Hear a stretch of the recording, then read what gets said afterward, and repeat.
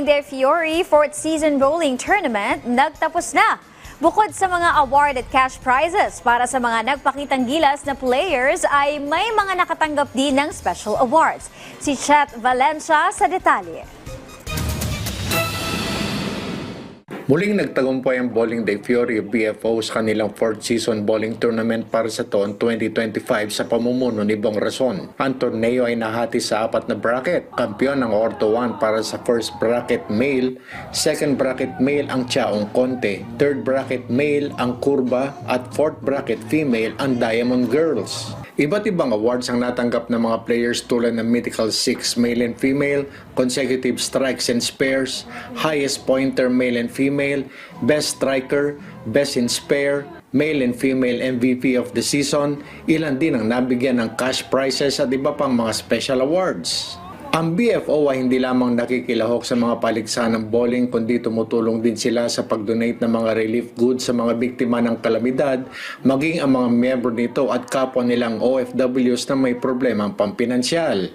Ang aming pong BFO ay marami na pong natulungan. Tuwi pong may kalamidad sa atin, sa Pilipinas, katulad ng mga binabaha o mga lumulubog na bahay, ay amin pong natutulungan sila. Kami po ay nangungulekta ng konti-konti upang makatulong sa ating kapwa, sa ating mga nangangailangan.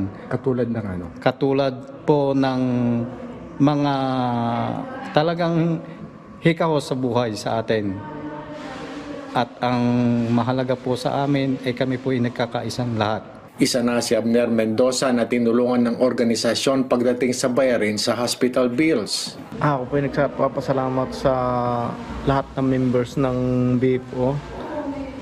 At simula po nung magkasakit ang tatay ko at ang kapatid ko na nagkaano din ay sila po ang malaki pong talagang itulong sa pamilya namin.